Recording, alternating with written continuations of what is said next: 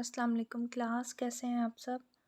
जैसे कि आप जानते हैं कि हमने 3 क्लास का जो जितना भी सिलेबस था वो कवर कर लिया था। तो ये 3 क्लास की बुक में जो जो ग्रामर के मुतल्लिक़ चीज़ें मिली हैं वो सारी मैंने एक पेज पे लिख ली हैं। तो सबसे पहले है इसमें नकरा। तो इसमें नकरा हम पहले पढ़ चुके हैं, लेकिन वैसे ही मैंने सोचा कि चलो रिवीजन हो जाएगा। किसी चीज़, जगह या इंसान के आम तौर पर लिए जाने वाले नाम को क्या कहते हैं? इसमें नकरा कहते हैं। मसलन किताब, आदमी, शहर वगैरह। तो ये क्या है? इसमें नकरा। और दूसरा है इसमें मारफा। किसी ख़ास चीज़, जगह या इंसान के नाम को इसमें मारफा कहते हैं। मसलन लाहौर, कराची, इमाम गज़ाली, बुखारी शरीफ वगैरह। अब इसमें नकरा मतलब आम चीज़, जैसे किताब है, अब हमें नहीं पता कौन सी किताब है, लेकिन इसमें मारफा है ख़ास किताब, जैसे कुरान पाक हो गया, बुखारी शरीफ हो गई, या कोई भी किसी भी किताब का नाम हो गया, या मैथ की बुक हो गई। तो ये ख़ास हो गया कि अब ये हमें पता चल गया कि ये कौन सी किताब है। जैसे शहर हो गया, वो इसमें नकरा है, लेकिन इसमें मारफा में अगर हम शहर का नाम मेंशन कर देते हैं तो वो हो जाएगा इसमें मारफा। उसके बाद है ख़त्मा। ये इतनी कोई अहम चीज़ नहीं थी, लेकिन फिर भी ख़त्मा, जहाँ पर जुमला ख़त्म होता है वहाँ पे ये निशान लगाया जाता है, उसे ख़त्मा कहते हैं। निशान कौन सा दिया जाता है? आपने किताब में अक्सर इबारत नसर वाले हिस्से में जब इबारत लिखी होती है तो वहाँ पे जब जुमला मुकम्मल हो जाता है तो वहाँ पे क्या है? ये ख़त्मा होता है। इसको क्या बोलते हैं? ख़त्मा। उसके अलावा थे अल्फाज और मुतज़ाद थे। अ, ये भी 3 क्लास में से हैं।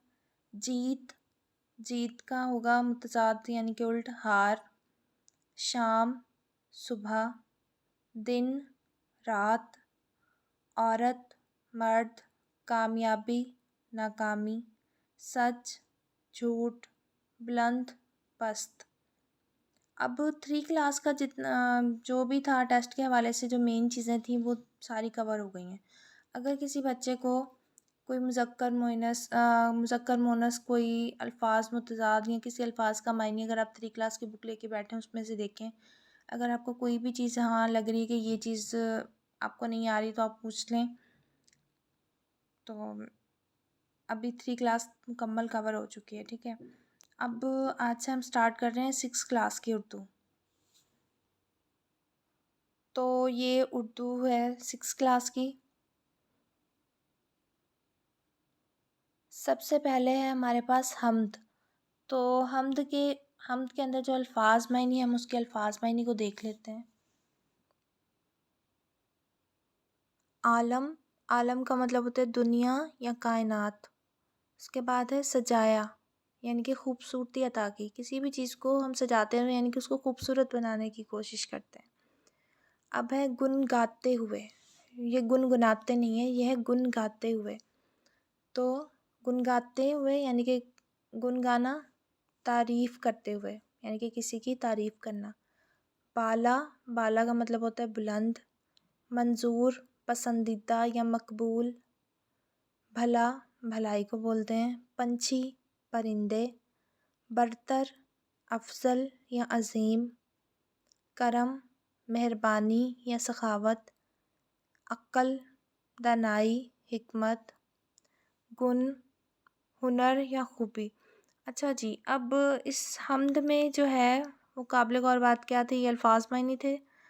और इसके अलावा ये क्या है कि ये नज़म जो है ये कौन से शायर ने लिखी है? तो उनका नाम है रईस फ़रोग़।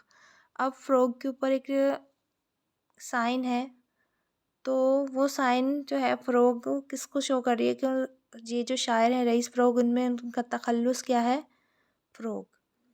तो ये जो निशानी होती है जिस लफ़्ज़ के ऊपर आती है, चाहे वो नाम उनका ख़ुद का नाम हो या किसी और चीज़ का वो नाम इस्तेमाल करें, अपने नाम के अलावा कोई फ़र्ज़ी नाम इस्तेमाल करते हैं शायर, तो भी वो उनका तख़ल्लुस ही होता है। तो जिस लफ़्ज़ के ऊपर ये आएगा तो हमें पता चल जाता है कि ये उस शायर का तख़ल्लुस है। तो ये नज़म लिखी है रईस फ़रोग़ साहब ने और उनका तख़ल्लुस है फ़रोग़। अब हम आ चुके हैं हम्द की मश्क पर। तो सबसे पहले जो पहला सवाल है, हम्द किसे कहते हैं? तो हम पहले ही पढ़ चुके हैं, हम्द ऐसी नज़म को कहते हैं जिसके अंदर अल्लाह ताला की तारीफ़ बयान की जाती है, उसे क्या बोलते हैं? हम्द बोलते हैं। उसके बाद है नज़म में दो आलम से क्या मुराद है? दो आलम से मुराद है, एक मरने से पहले जो ज़िंदगी गुजारी जाती है, और दूसरा आलम यानी कि दूसरा जो जहान है वो है मरने के बाद जो इंसान ज़िंदगी गुजारता है, वो दूसरे आलम की बात है। अच्छा, अल्लाह की अता करदा चंद नेमतों के नाम आपको आते हैं। परिंदे किसके गुण गाते हैं? अल्लाह ताला के। फूलों को क्या चीज़ अता की गई है? You know very well. अच्छा जी, उसके बाद आ जाते हैं काम की चीज़ पे। झोंके डैश के चले आते हैं, रहमत के। सारे डैश तेरे गुण गाते हैं, पंछी। रंग डैश ने तुझी से पाए हैं, फूलों ने। तूने ही इल्म की डैश दी दौलत। तू वो तो दो आलम पे डैश रखता है, नज़र रखता है। अब दिए गए मिसरों को सादा नसर में लिखें, ये इसकी ज़रूरत नहीं है, वो आपको सादा नसर में लिखने के लिए नहीं बोलेंगे।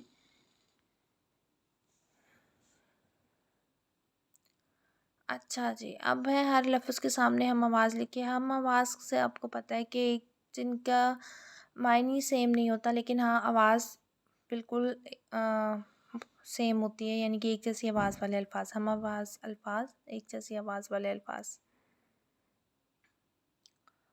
तो सबसे पहले हमारे पास है बनाया, उसका होगा सजाया, उगाया, पकाया। उसके बाद दूसरे नंबर पे है हमारे पास वाला, उसका होगा काला, ताला, बाला। फिर है नज़र, नज़र का हम नज़र के हम आवाज़ क्या होंगे? जबर, सबर, खबर।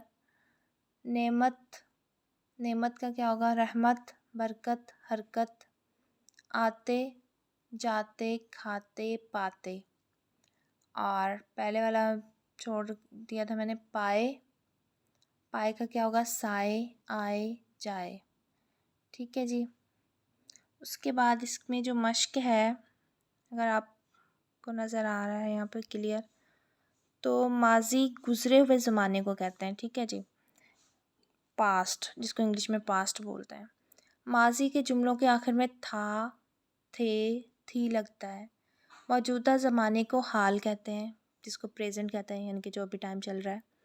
और जो गुजर चुका होता है वो होता है पास्ट, यानी कि माजी। और जो आने वाला वक्त होता है उसको बोलते हैं मुस्तकबिल, यानी कि फ्यूचर।